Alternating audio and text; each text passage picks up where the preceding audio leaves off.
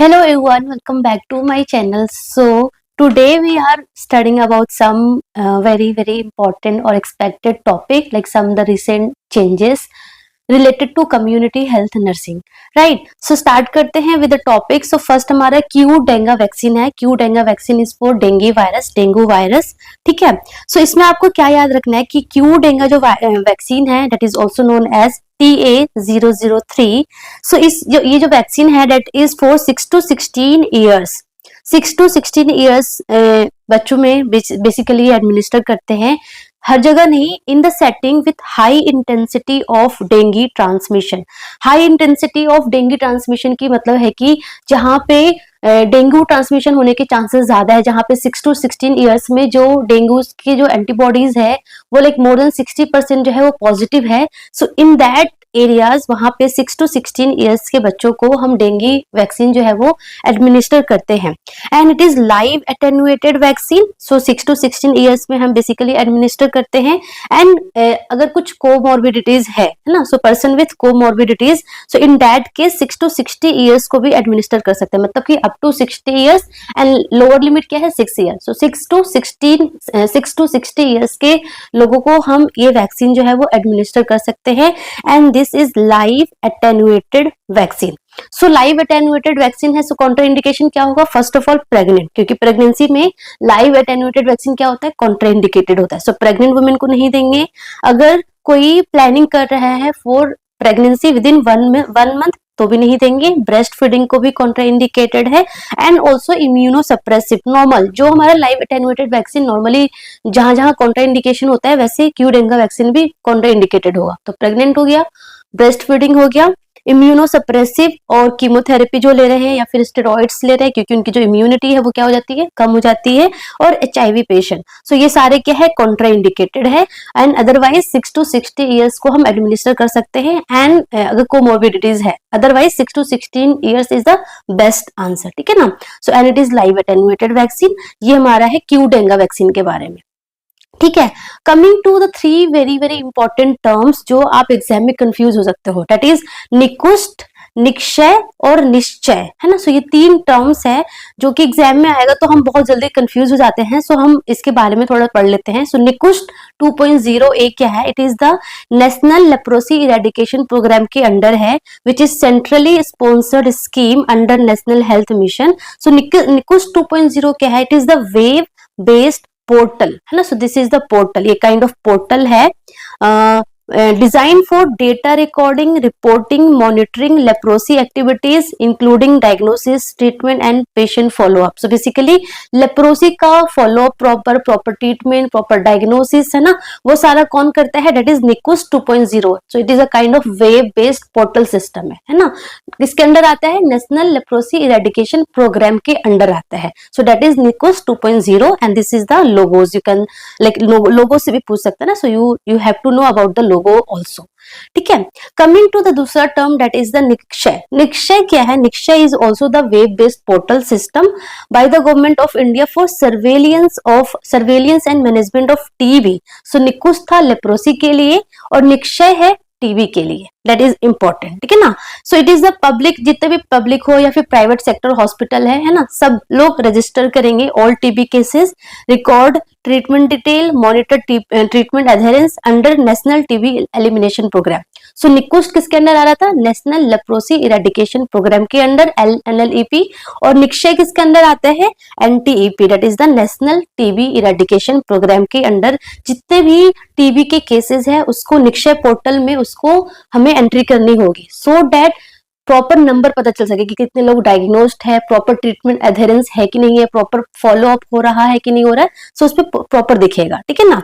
And Nikshay के अंदर ही हमारा एक आता है निक्षय पोषण योजना. सो पोषण योजना मतलब कि समथिंग रिलेटेड टू पोषण, न्यूट्रिशन, है ना. सो इसमें क्या करते हैं, 1000 रुपीज पर मंथ दिया जाता है किसको, डायरेक्टली उनके बैंक में ट्रांसफर किया जाता है जो भी टीबी से डायग्नोस्ड होते हैं, जो ट्रीटमेंट पे होते हैं. तो जब तक उनका ट्रीटमेंट चलेगा, लेट्स सपोज 6 month, 8 month और 1 year और 2 year, so till that duration वो पेशेंट जो है उनके अकाउंट में, जो कि रजिस्टर होगा विद आधार कार्ड नंबर, सो उनके अकाउंट में 1,000 रुपीज पर मंथ दिया जाएगा. So that is Nikshay Poshan योजना. 1,000 रुपीज, पहले ये 500 था, अब वो इंक्रीज करके 1,000 रुपीज हो गया. ठीक है, सो ये आपको पता होना चाहिए. एंड उसी के अंदर हमारे एक और है निक्षय मित्रा. सो निक्षय मित्रा में क्या है, मित्रा का मतलब क्या होता है, काइंड ऑफ फ्रेंडशिप है ना, सो फ्रेंड्स बनाना. सो आप खुद सोचो, जो भी टीबी की जो पेशेंट होते हैं ना, उसको थोड़ा हम ऐसे वो सेपरेटिज्म हो जाता है हमारे सोसाइटी में, कि उसको टीबी है, उसके पास नहीं जाना है ना. सो निक्षय मित्रा में क्या है कि community support, it allow individual, NGOs, basically NGOs बहुत ज्यादा इंपॉर्टेंट रोल इसमें करते हैं, कॉर्पोरेट्स भी कर सकते हैं, that adopt TB patient and provide additional nutrition और वोकेशनल सपोर्ट. सो ये निक्षय पोर्टल योजना के, निक्षय पोषण जो हमारा योजना, उसके अंदर तो 1,000 रुपीज दिया ही जाएगा. बाकी निक्षय मित्र में क्या है कि कोई भी एनजीओज हो गया या फिर कोई कॉर्पोरेट्स हो गए है ना, वो क्या करते हैं, जो टीबी पेशेंट है ना, उनको काइंड ऑफ ऐसे बकेट्स देते हैं, बकेट्स ऑफ लाइक कि राइस हो गया, फ्लोर्स हो गए, दाल हो गया, सीरियल्स हो गया, है ना. सो इस तरीके से एडिशनल न्यूट्रिशनल सपोर्ट और लाइक वोकेशनल सपोर्ट भी प्रोवाइड किया जाता है. So that is known as Nikshay Mitra. So kind of adopt the TB patient को अडोप्ट करना है. So that is the Nikshay Mitra, Nikshay Poshan Yojana and Nikshay, that is the web based portal system. ठीक है ना. सो ये हो गया. एंड थर्ड हमारा टर्म है दैट इज निश्चय. सो निकुष्ट, निश्चय और निक्षय और निश्चय. सो निश्चय में क्या है, it is the UPT, that is the urine pregnancy test initiative, early detection of pregnancy at community level, testing by ASHA और ANM for early ANC registration. So that वो जो हमारी आशा और एएनएम वर्कर्स है, वो home to home जाके, door to door जाके क्या करती है, यूपीटी टेस्ट करती है, एंड जो भी पॉजिटिव आती है उनका अर्ली एएनसी रजिस्ट्रेशन हो सके, सो दैट उनका प्रॉपर एंटीनेटल चेकअप हो, प्रॉपर लाइक जो भी सीवियर वाले केसेस है, रिस्क वाले केसेस है, वो प्रॉपरली मैनेज हो सके, है ना. एंड लाइक क्या बोलते हैं, हॉस्पिटल डिलीवरी को प्रमोट काइंड ऑफ करते हैं. ठीक है ना. It is home based pregnancy test kit provide by government of India. So that is the Nishchay. So तीन टर्म आपको पता होना चाहिए, Nikshay web based solution for monitoring TB patient, Nikusth web based solution for monitoring of leprosy patient, है ना, under NLEP programme, national leprosy eradication programme, and Nishchay is the home based pregnancy test kit that is provided by government of India. तो I hope ये 3 terms plus Qdenga vaccine आपका clear हो गया है. Coming to one very very important, that is ANMOL. So ANMOL नाम का एक app है, दिस इज द अनमोल, जिसका लोगो है. लोगो इज वेरी इंपॉर्टेंट, क्योंकि अगर आपको एग्जाम में ऐसे छुपा दे, इतना ये पार्ट हटा दे एंड ये लोगो दे, so you should know this is ANMOL. And ANMOL का जो बेसिक जो एम है वो क्या है, इट इज ANMOL, मतलब कि ANMOL is the auxiliary nurse midwife online. मतलब क्या है, it is Android based application है ना. It is also the kind of application that empowers the ANM by digitizing the beneficiary record. So basically ANMOL किसको empower कर रहा है, एएनएम को एम्पावर करते हैं भाई, जो भी जितने भी बेनिफिशियरीज है उसका प्रॉपर रिकॉर्ड करके इन द डिजिटल सिस्टम में, है ना, because it is Android based application है. ठीक है. सो इसमें बेसिकली आशा क्या करती है, it allow the ASHA real time tracking of material, child health, family planning, immunization, featuring offline data entry. So like online भी और ऑफलाइन भी, अगर डेटा नहीं हो तो ऑफलाइन भी एंट्री हो जाती है इस एंड्रॉइड बेस्ड एप्लीकेशन में. उसके साथ साथ एंट्री होने के साथ साथ ये आधार इंटीग्रेशन भी होता है, ऑडियो विजुअल काउंसलिंग टूल्स भी उसमें प्रेजेंट है for improved health care. So this is the Anmol app, है ना. सो ये पता होना चाहिए आपको. Coming to one more important thing is that कि एग्जाम में ये पूछते हैं कि इन्फेंट मोर्टेलिटी रेट का जो मोस्ट कॉमन कॉज क्या है. So infant mortality rate, neonatal mortality rate, the most common cause is low birth weight and prematurity. That is very very important. Or under 5 mortality rate is again prematurity and low birth weight. So infant mortality rate पूछे, neonatal mortality rate हो गया, और under 5 mortality rate जिसका जो most common cause जो है that is हमारा low birth weight and prematurity. ठीक है. Child death rate का जो most common cause है that is malnutrition. अगर malnutrition एग्जाम में नहीं, ऑप्शन में नहीं है तो सेप्टिसीमिया, इन्फेक्शन. ठीक है. सो ये हमारा कॉमन कोज है, कॉमन कोज से भी एग्जाम में एमसीक्यू आता है. ठीक है. Coming to very very important, जिसमें थोड़ा सा रिसेंट अपडेट हुआ है, दैट इज द बीपी, है ना, बीपी. सो बीपी में नॉर्मल बीपी कितना है, एलिवेटेड कितना है, यहाँ से MCQ like kind of sentence के फॉर्म में देते हैं, पूछते हैं which one is true, which one is false. So आपको पता होना चाहिए. ठीक है। सो यहाँ तक तो सेम है, this all are same guidelines, जो पहले था गाइडलाइंस में वही गाइडलाइंस अभी भी सेम ही है। लाइक नॉर्मल बीपी कब बोलेंगे, when there is less than 120 systolic and less than 80 is diastolic, that is known as normal BP, ठीक है ना। एलिवेटेड कब बोलेंगे, जब 120 से ज्यादा हो, तो कितना रेंज बोलेंगे, 120 to 129 is systolic and less than 80 diastolic, again the same, less than 80 अगर होगा एंड सिस्टोलिक अगर 120 टू 129 होगा तो उसको हम एलिवेटेड ब्लड प्रेशर बोलेंगे, जिसमें हमें लाइफस्टाइल मॉडिफिकेशन की नीड होगी, ठीक है। Coming to stage 1 hypertension, so stage 1 hypertension कब बोलेंगे, जो 130 टू 139 हमारा सिस्टोलिक होगा and diastolic when it is 80 to 89 होगा, and stage 2 same when more than और इक्वल टू 140 सिस्टोलिक और मोर देन और equal to 90 diastolic, so it is known as stage 2 hypertension. Changes कहाँ हुआ है, चेंजेस हमारा हुआ है सीवियर हाइपरटेंशन में। सो सीवियर हाइपरटेंशन को पहले अर्लियर क्या बोला जाता था, हाइपरटेंसिव अर्जेंसी, हाइपरटेंसी अर्जेंसी और हाइपरटेंसिव इमरजेंसी। सो अब जो हाइपरटेंसिव अर्जेंसी है ये वर्ड अब हटा के सीवियर हाइपरटेंशन कर दिया गया है। तो सीवियर हाइपरटेंशन कब बोलेंगे, when BP is more than 180 systolic and और diastolic more than 120 with no any symptoms, no any symptoms like कि कोई headache, blur vision, difficulty in speaking, ऐसा कोई सिम्टम्स नहीं है, जस्ट बीपी ओनली एलिवेटेड है, तो उसको हम बोलेंगे severe hypertension. Earlier it was hypertensive urgency, ठीक है ना। And the last one is hypertensive emergency. So emergency कब बोलेंगे कि बीपी तो होगा ही मोर देन 180 सिस्टोलिक एंड और diastolic more than 120 with symptoms. So with symptoms बोले तो इमरजेंसी, विदाउट सिम्टम्स बोले तो सीवियर हाइपरटेंशन। सिम्टम्स में लाइक कुछ भी, like chest pain, shortness of breath, back pain, numbness, weakness, change in vision, difficulty speaking, so हम उसको बोलेंगे hypertensive emergency. Hypertension, severe hypertension, so this two is very very important, बाकी rest of the number is same, ठीक है। So ये आपको पता होना चाहिए। Coming to one more important thing is shock management, है ना। सो शॉक मैनेजमेंट, हाँ, सो ये मैं लास्ट में बताऊंगी शॉक मैनेजमेंट, उससे पहले हाँ देखो, अभी कल परसों हमारा 7 अप्रैल था। सो यू नो 7 अप्रैल को हम क्या सेलिब्रेट करते हैं, वर्ल्ड हेल्थ डे। सो यहाँ पे क्या एमसीक्यू आ सकता है, थीम से आ सकता है कि हमारा 2026 का वर्ल्ड हेल्थ डे का क्या थीम था। तो वर्ल्ड हेल्थ डे का 2026 का 7 अप्रैल को क्या थीम था, that is together for health stand with science. Together for health stand with science मतलब कि हम जो भी केयर देंगे पेशेंट को, that should be evidence based होना चाहिए, ऐसे रैंडमली कुछ भी केयर ऐसे नहीं देना है, every care should be evidence based होना चाहिए। सो that is together for health stand with science is the theme of 2026 world health day, ठीक है। सो 7 अप्रैल को क्यों करते हैं, बिकॉज 1948 में 7 अप्रैल को स्टेबलाइज्ड हुआ था, तब से हम 7 अप्रैल को वर्ल्ड हेल्थ डे सेलिब्रेट करते हैं। एंड सेकंड क्वेश्चन क्या आ सकता है, दैट इज की जिनेवा और Switzerland, that is the headquarter, कि हेडक्वार्टर ऑफ वर्ल्ड हेल्थ का वर्ल्ड हेल्थ डब्ल्यूएचओ का हेडक्वार्टर कहाँ है, सो दैट इज जिनेवा और स्विट्जरलैंड, ठीक है। और इंडिया में कहाँ है, India is belong to South East Asia and यहाँ है हमारा न्यू दिल्ली में। एम्स कहाँ है, न्यू दिल्ली में है। सो ऐसे ही हमारा इंडिया का कहाँ है हेडक्वार्टर, न्यू दिल्ली में है, तो ये इजिली याद रहेगा। सो ये 2-3 लाइन आपको पता होना चाहिए रिगार्डिंग हमारा वर्ल्ड हेल्थ डे, ठीक है। उसके बाद हमारा वन मोर एमसीक्यू जो बच्चों ने कुछ स्टूडेंट्स ने मुझसे कमेंट्स में पूछा था, दैट इज रोटावैक वैक्सीन और जेनवैक vaccine.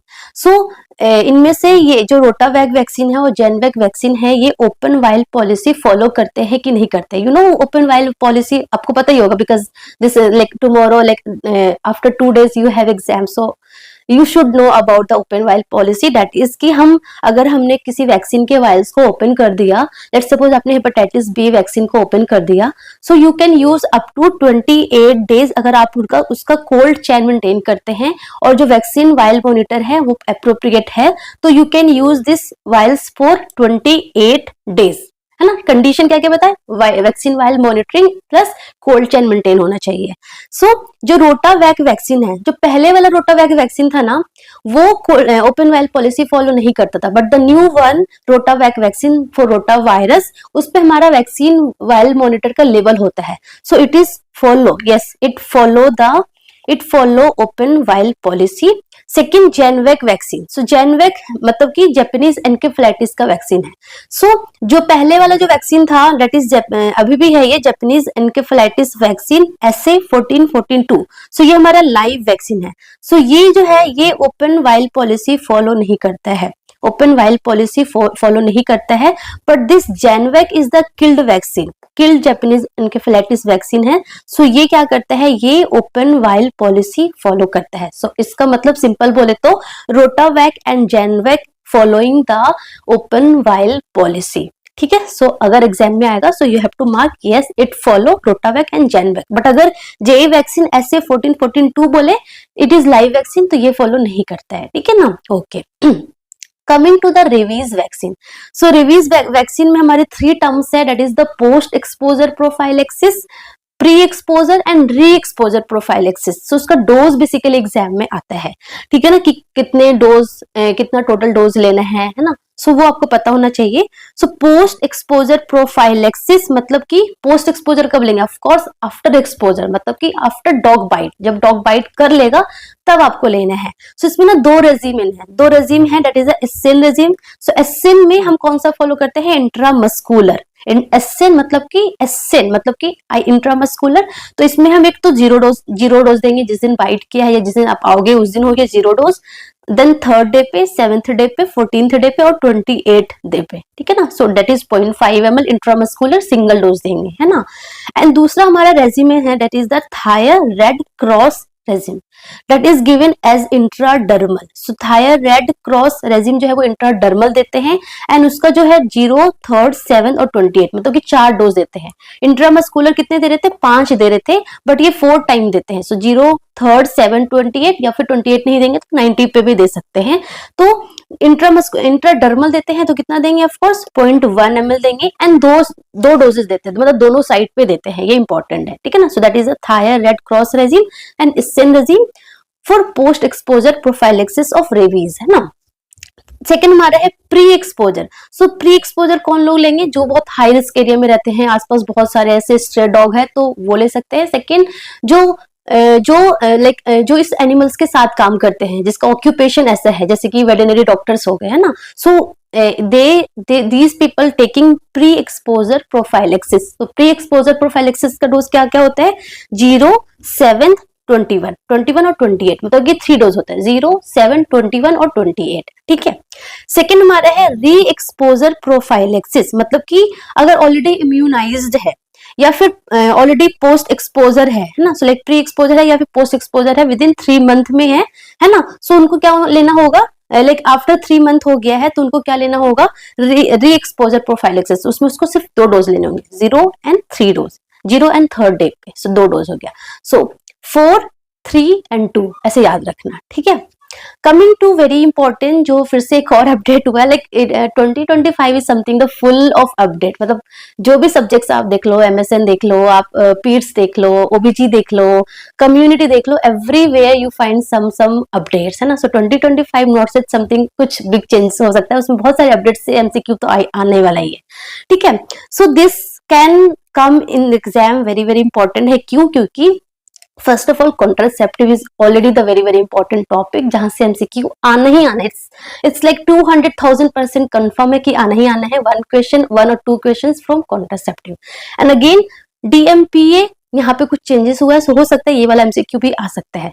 So DMPA you know that is Antara के नाम से भी जाना जाता है, जो कि हमारे फैमिली प्लानिंग के अंडर है। So DMPA report medroxyprogesterone acetate Antara injection, जो कि हम कैसे देते थे, इंट्रामस्कुलर देते थे, जिसमें 150 mg होता था, एवरी 3 मंथ पे रिपीट करते थे। This one is the older one जो सबको पता है ना, DMPA अंतरा के नाम से जाना जाता है। इंट्रामस्कुलर देते हैं 150 mg एवरी 3 मंथ रिपीट करते हैं। चेंजेस क्या हुआ है कि जो DMPA है ना, इंट्रामस्कुलर देते थे ना, वो सबक्यूटेनियस में भी आने लगा है, दैट इज DMPA सबक्यूटेनियस, जिसको बोला जाता है सयाना प्रेस के नाम से जाना जाता है, और अंतरा सबक्यूटेनियस के नाम से भी जाना जाता है। This is very important. Sayana Press is nothing, it is the DMPA subcutaneous वाला, ठीक है ना, सबक्यूटेनियस वाला। सो ये हमारा प्री फिल्ड सिरिंज में आता है, प्री फिल्ड आता है। सो मतलब कि आपको हॉस्पिटल जाने की नीड नहीं है, आप खुद सेल्फ एडमिनिस्टर कर सकते हो। This is very very important, you can administer self. So self administer है, प्री फिल्ड सिरिंज में आएगा। कितना mg है? 104 mg, it is not 150 mg, it is 104 mg है। 0.65 ml होता है, सबक्यूटेनियस है और सेल्फ एडमिनिस्टर्ड है। That is very very important, ठीक है, क्योंकि प्री फिल्ड है तो फिल्ड वगैरह करने की जरूरत नहीं है, you can self administer, just हमें टीच करने हैं पेशेंट को। And it is effective for 13 to 14 week. It means कि every 3 month like DMPA Antara की तरह एवरी 3 मंथ इसको भी रिपीट करना है, ठीक है ना। So that is the most important. बाकी everything is same, mechanism of action is same, like involution करेगा, thickening of cervical mucus करेगा, जो हमारा अंतरा का था, सेम हमारा मैकेनिज्म है। साइड इफेक्ट भी सेम है, that is irregular bleeding हो गया, weight gain हो गया, headache हो गया, most commonly irregular bleeding. So everything is same, the only thing क्या चेंज हुआ है कि ये सबक्यूटेनियस फॉर्म में आ गया है, 104 mg हो गया है, मीन्स की 0.65 ml है, और सबक्यूटेनियस देते हैं, that is only the changes हुआ है, और सेल्फ एडमिनिस्टर्ड है, ठीक है ना। और क्या नाम से जाना जाता है? सयाना प्रेस, ठीक है। सो ये आपको पता होना चाहिए। ओके, कमिंग टू हमारा टीबी में न्यू गाइडलाइंस आया है। So that is for drug susceptible pulmonary TB का treatment. So for drug susceptible pulmonary TB का क्या क्या चेंजेस आया है? ओल्डर रेजिम क्या था? ओल्डर रेजिम था हमारा isoniazid, H for isoniazid, R for rifampicin, Z for pyrazinamide और E फॉर इथेम्ब्यूटोल। सो टोटल हम 6 मंथ का ड्यूरेशन देते थे, और रेजिम क्या था कि 2 मंथ के लिए हम HRJD देते थे, आइसोनियाजिड, रिफेम्पिसिन, पायराजिनामाइड और इथेम्ब्यूटोल, एंड 4 मंथ के लिए आइसोनियाजिड और रिफेम्पिसिन देते थे। बट जो हमारी न्यू गाइडलाइंस आई है ना, उसमें क्या आ गया है?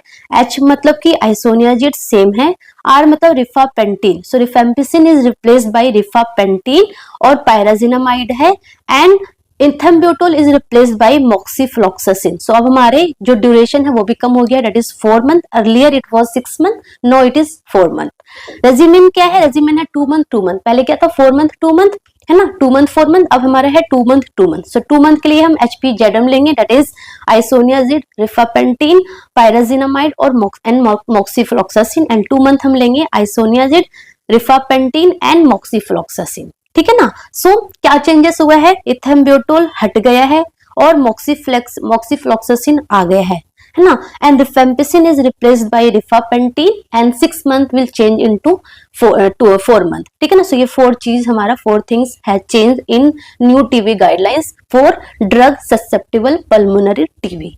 ओके, सो ये कुछ इंपॉर्टेंट चीजें जो फटाफट आपको याद होना चाहिए। Then coming to this is very very important programs जो कि अभी रिसेंटली आया है, आई थिंक 17 सितंबर 2025 में। सो दैट इज स्वस्थ नारी सशक्त परिवार अभियान। सो स्वस्थ नारी का मतलब क्या होता है? स्वस्थ नारी मतलब healthy women, Sashakt Parivar empowered family, Abhiyan means camp. So healthy women, empowered family, camp, that is Swasth Nari Sashakt Parivar Abhiyan. So इसमें क्या है? दैट इज की nationwide, it is the nationwide health initiative है, that is launch by government of India, and it is led by ministry of health and family welfare. क्या इसका aim है? To improve health, nutrition and empowerment of women and children, so that maternal mortality rate reduce हो जाए, child mortality rate क्या हो? Reduce हो जाए। सो इसमें बेसिकली हेल्थ, न्यूट्रिशन, एम्पावरमेंट करने हैं वुमेन एंड चिल्ड्रन को, जिसके लिए फिर क्या क्या करना है? ऑफकोर्स ये हमारा एम है, health, nutrition, empowerment of women and children, so that maternal mortality rate कम हो जाए, चाइल्ड मोर्टेलिटी रेट कम हो जाए। तो इसके लिए क्या क्या इंटरवेंशन है? That is provide free health screening, non communicable disease check होगा, है ना, लाइक हाइपरटेंशन एटसेट्रा, टीबी की स्क्रीनिंग होगी, मेंस्ट्रुअल हाइजीन हो गया, awareness, nutritional counselling, immunization, through, very very important, किसके थ्रू? Ayushman Arogyam Mandir and community health centre and district hospital. So this is very very important. कहाँ पे दिया जाएगा ये इंटरवेंशन? आयुष्मान आरोग्यम मंदिर या फिर कम्युनिटी हेल्थ सेंटर में या फिर डिस्ट्रिक्ट हॉस्पिटल में. ये सारे स्क्रीनिंग एंड चेकअप्स वगैरह अवेयरनेस जो है वुमेन को दिया जाएगा, so that maternal mortality rate कम हो जाए और चाइल्ड मोर्टेलिटी रेट कम हो जाए एंड हम वुमेन को उनकी जो हेल्थ है, न्यूट्रिशन है और एम्पावरमेंट कर सके. So that is known as Swasth Nari Sashakt Parivar अभियान. नारी स्वस्थ रहेगी तो परिवार भी क्या होगा? सशक्त रहेगा, एम्पावर्ड रहेगा. That is the camp. Okay, ठीक है. Coming to one more important, that is the TD vaccine. So earlier it was TT vaccine, TT vaccine था, now it is changed to TD vaccine. So TD vaccine basically wound, अगर like wound होती है, कहीं पर hurt होता है, wound होता है, तो हम TD vaccine देते हैं ना, टेटनस डिप्थीरिया का वैक्सीन देते हैं. So इसमें भी कैटेगरीज होती है, जैसे कि A हमारा कैटेगरी क्या है? that is कि completely immunized within 5 years. सो अगर विद इन 5 years के बीच में अगर आप टीडी वैक्सीन आपने ले रखा है, इम्यूनाइज्ड हो रखा है, सो अगर क्लीन वुंड हो या फिर अनक्लीन वुंड हो, है ना, अगर आपको कहीं पे चोट लगी है, अगर वो क्लीन वुंड हो या फिर अनक्लीन वुंड हो, so there is no need for any immunization, क्योंकि आपने विद इन 5 year में आपने इम्यूनाइज हो चुके हो.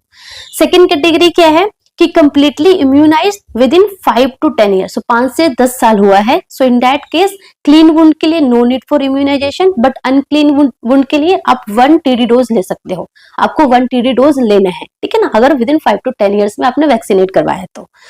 थर्ड कैटेगरीज क्या है? Complete immunise but more than 10 year. अगर 10 साल से ज्यादा है, सो क्लीन वुंड के लिए आप 1 TD डोज लोगे, है ना, एंड फॉर अनक्लीन वुंड के लिए आप 1 TD डोज भी लोगे प्लस इम्यूनोग्लोब्यूलिन भी लोगे. सो टेटनस का इम्यूनोग्लोब्यूलिन लोगे, दैट इज 250 इंटरनेशनल यूनिट, है ना. सो वैक्सीन भी लेना है और इम्यूनोग्लोब्यूलिन भी लेना है फॉर अनक्लीन वुंड के लिए. डी कैटेगरी क्या है? अननोन है, या फिर कभी आप इम्यूनाइज नहीं हो, आपको पता ही नहीं है कि आपको कभी इम्यूनाइजेशन लगा है कि नहीं लगा है. So in that case you have to take the complete immunization series for clean wound and for unclean wound you have to take complete immunization series plus immunoglobulin. So unclean wound के लिए आपको immunoglobulin भी लेना है और आपको vaccination भी करवाना है, ठीक है. कंप्लीट वैक्सीनेशन का मतलब है कि 3 डोज लेना है, दैट इज 0 पे, जिस दिन चोट लगी है उस दिन, देन 1 month पे लेनी है after first dose, and then 6 to 12 month पर लेना है आफ्टर सेकेंड डोज. सो ये 0 month, 1 month and 6 to 12th month, ठीक है ना. सो ये 3 डोज आपको कंप्लीट करानी है. That is the TD vaccine for wound management, है ना. सो वुंड मैनेजमेंट के लिए ये हमारा रिकमेंडेशन है. ओके, वुंड मैनेजमेंट, सॉरी, ठीक है. देन द न्यू, हाँ, ग्लोबल हंगर इंडेक्स. सो ग्लोबल हंगर इंडेक्स से क्या एमसीक्यू आ सकता है कि 3 डायमेंशन. तो 3 dimension of global hunger index क्या क्या है? That is the child mortality, child under nutrition and इनएडिक्वेट food supply. तो सब कुछ रिलेटेड टू हमारा क्या है? फूड वगैरह से रिलेटेड है. तो child mortality and child mortality उसके ऊपर क्या डिपेंड होगा? Child under nutrition and इनएडिक्वेट food supply. So 3, that is 3 dimension of global hunger index, ठीक है. And it has 4 indicator. So 3 dimension 4 indicator. 4 indicator में क्या क्या है? चाइल्ड मोर्टेलिटी मतलब कि under 5 mortality rate is first indicator. Child under nutrition मतलब कि स्टंटिंग एंड वेस्टिंग, है ना. सो ये हमारा दूसरा हो गया एंड ये हमारा थर्ड हो गया. So under 5 mortality rate, stunting, wasting, and the fourth one is undernourishment. So inadequate food supply मतलब कि under nourishment.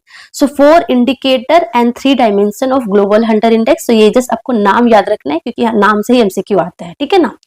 Okay, then very very important, surviving sepsis update. So 2026 में जो सेप्सिस है ना उसमें भी अपडेट आया है. सो डेफिनेशन में कोई चेंजेस नहीं है, डेफिनेशन सेम है, बस कुछ कुछ चेंजेस आया जो मैं बताऊंगी आपको. फर्स्ट ऑफ ऑल सेप्सिस का डेफिनेशन सेम है कि life threatening organ dysfunction due to dysregulated response to infection की वजह से.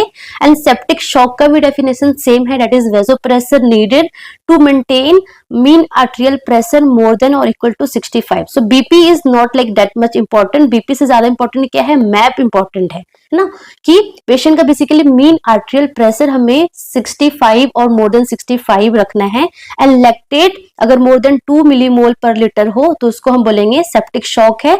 तो इसमें हमें वेसोप्रेसर्स की नीड होगी, लाइक ओनली फ्लूइड जो है वो मैनेज नहीं कर पाएगा. Vasopressors needed to maintain MAP more than 65, so that is known as septic shock. अगर lactate more than 2 millimole per litre हो तो. ठीक है. सो पहले जो हम स्कोरिंग सिस्टम में क्या यूज करते थे, क्यू सोफा, आपको पता होगा क्यू सोफा यूज करते थे. बट अब जो क्यू सोफा है दैट इज रिप्लेस्ड विथ म्यूज और न्यूज स्कोर. सो ये इंपॉर्टेंट है ना. सो क्योंकि क्यू सोफा का जो सेंसिटिविटी है ना वो लो है, एंड बिकॉज ऑफ दैट अब हम क्या यूज करेंगे, म्यूज और न्यूज स्कोर, है ना. इसमें basically like respiratory rate, heart rate, single systolic blood pressure, temperature और AVPU scale that is alert, verbal, pain and unresponsive वाला स्कोर जो होता है वो हम यूज करेंगे. सो अगर म्यूज और न्यूज स्कोर अगर मोर देन और इक्वल टू 5 होगा तो उसको हम हाई रिस्क के कैटेगरी में मानते हैं. ठीक है ना. सो ये म्यूज वाला पता होना चाहिए क्योंकि q SOFA is replace with म्यूज और न्यूज क्योंकि उसकी जो सेंसिटिविटी थी वो कम थी. सो फर्स्ट हमारा ये हो गया. सेकेंड हमारे इन्वेस्टिगेशन में. सो इन्वेस्टिगेशन में क्या है कि हम लैक्टेट तो करना ही करना है. जितने भी सेप्टिक शॉक और सेप्सिस का पेशेंट है उसमें लैक्टेट तो मैंडेटरी है. एंड लैक्टेट के साथ आप क्या करोगे, ऑफ कोर्स ब्लड कल्चर, क्योंकि तभी तो आप एंटीबायोटिक स्टार्ट कर पाएंगे. सो लैक्टेट करना है. अगर मोर देन 2 है तो रिपीट करना है, फिर से लैक्टेट करना है. ठीक है ना. एंड जितने भी सेप्सिस के केसेस है सबको आपको ब्लड कल्चर करना है before antibiotic. So this is the exam question. यहाँ से पिछली बार भी आई थिंक एग्जाम में क्वेश्चन आया था कि we have to do blood culture before starting of antibiotic and do not delay the treatment. ठीक है ना. लेट्स सपोज अगर आप ऐसे एरिया में काम करते हो जहाँ पे ब्लड कल्चर भेजना लाइक और जल्दी से रिपोर्ट आना is not that much easy, बहुत टाइम टेकिंग प्रोसेस है, तो आप जस्ट फॉर उसके लिए आप वेट नहीं कर सकते और ट्रीटमेंट को डिले नहीं कर सकते. Then you have to start any empirical antibiotic based on like source and the क्या बोलते हैं एक्सपीरियंस. वो मतलब वो अलग टर्म हो जाता है. बट आप ट्रीटमेंट को डिले नहीं कर सकते. But yes it is important कि you have to start the antibiotic before, you have to start the antibiotic after culture, है ना, आफ्टर कल्चर रिजल्ट के बाद. ठीक है. So the important thing you have to act within 60 minute, but yes can delay up to 180 minute. 180 minute से ज्यादा delay नहीं करना है, but the better you have to act within 60 minute में. ठीक है ना. सो हमने लैक्टेट दे दिया, ब्लड कल्चर दे दिया एंड एंटीबायोटिक स्टार्ट करेंगे. एंड साथ ही साथ हम क्या देंगे, फ्लूइड देंगे. और अगर शॉक में है पेशेंट तो हम वेजोप्रेसर्स भी देंगे. ठीक है ना. सो एंटीबायोटिक का क्या क्या प्रिंसिपल है, यहाँ से दूसरा इंपॉर्टेंट एमसीक्यू आ सकता है हमारे नॉर्सेट में, दैट इज कि right antibiotic is more important than just early antibiotic. तो राइट एंटीबायोटिक कैसे हम डिसाइड करेंगे, आफ्टर गिविंग ब्लड कल्चर के रिपोर्ट आने के बाद. सेकंड क्या है कि अगर आप ऐसे ही एम्पेरिकल एंटीबायोटिक यूज कर रहे हो like based on source, then you have to early de escalate according to patient symptom. आपको जल्दी से एंड डी एस्केलेट करके आपको एंटीबायोटिक स्टॉप करना है. एंड थर्ड इज की prolong beta lactam infusion is preferred. जैसे कि हमारा पिपरासिलिन टेजोबैक्टम हो गया, मेरोपेनम हो गया. सो इन इस जो एंटीबायोटिक्स है उसको हमें 3 to 4 आवर्स इन्फ्यूजन के थ्रू देना है. ऐसे लाइक ऐसे कंसंट्रेटेड आपको within half an hour, 10 minutes, 5 minutes, 30 minutes, 1 hour में नहीं देना. You have to give 3 to 4 hours infusion of beta lactam infusion. क्यों, क्योंकि सो दैट इनका जो MIC मिनिमम इनहिबिटरी कंसेंट्रेशन हमारे ब्लड में रहे, सो दैट अच्छे से प्रॉपर एक्शन हो सके. सो ये 3 इंपॉर्टेंट लाइन आपको पता होना चाहिए. ठीक है. उसके बाद वन मोर इम्पोर्टेंट जो मैंने आगे लिखा था, सेप्सिस मैनेजमेंट. यहाँ से एक बार MCQ आया था, इनडायरेक्टली वे में आया था, तो आपको ना मतलब पता होना चाहिए कैसे आ सकता है. Yes, this line shock management में. सो शॉक मैनेजमेंट में मतलब पेशेंट अगर क्रैश करते हैं तो पहले क्या था कि हम फ्लूइड देते थे, उसके बाद हम वेजोप्रेसर्स स्टार्ट करते थे, है ना, ये था. बट जो हमारी जो न्यू गाइडलाइंस है वो क्या बोलती है कि अगर पेशेंट क्रैश हो रहा है, so you have to give fluid along with vasopressors. So vasopressor और फ्लूइड दोनों स्टार्ट टुगेदर करना है, वेट नहीं करना है. ठीक है. प्लस वेजोप्रेसर लेडर की बात करें कि कौन सा पहले स्टार्ट करना है, तो norepinephrine is always the first line. ठीक है ना. अगर नॉरएपिनेफ्रिन से भी मैनेज नहीं हो रहा तो हम वेसोप्रेसिन स्टार्ट करते हैं एंड एपिनेफ्रिन स्टार्ट करते हैं. एंड अगर कार्डियक डिसफंक्शन का पेशेंट है तो हमें डोब्यूटामीन भी स्टार्ट करना पड़ता है. So this is the vasopressor ladder. So ये थर्ड इंपॉर्टेंट हमारा ये है. सो फर्स्ट ये थर्ड इंपॉर्टेंट है. फर्स्ट मैंने आपको क्या बताया, फर्स्ट मैंने आपको बताया this one, yes, this scoring system से आ सकता है, म्यूज और न्यूज स्कोरिंग सिस्टम आपको पता होना चाहिए। सेकेंड हमारा लैक्टेट और ब्लड कल्चर तो देना ही है, तो पता ही होगा। The important is antibiotic principle से आ सकता है। एंड थर्ड हमारा मैनेजमेंट, वो जो हमारा वेजोप्रेसर लेडर वाला जो मैनेजमेंट है, दैट इज इम्पोर्टेंट। ठीक है ना। सो ये हमारे कुछ इंपॉर्टेंट पॉइंट्स थे दैट आई वांट की मतलब आपको पता होना चाहिए, because they might be come in the exam. Okay, so all the very very best. And अपने whatever you have done, you did your best. And अब ये मत सोचो कि मेरे फ्रेंड्स ने या किसी ने वहाँ उस कोचिंग से पढ़ा है या उस नोट से पढ़ा है, उनका सिलेक्शन हो सकता है, मेरा नहीं हो सकता है। बिकॉज इट डजेंट मैटर कि आपने अपने कौन सा कोचिंग लिया है, कौन सा नोट्स लिया है, because this is something the tool, application tool for learning. The most important thing is your hard work, है ना। So your hard work matter much much more than the type of notes, the type of coaching, right? So all the very very best. Thank you so much, and just लगे रहो, जमे रहो, सब कुछ हो जाएगा।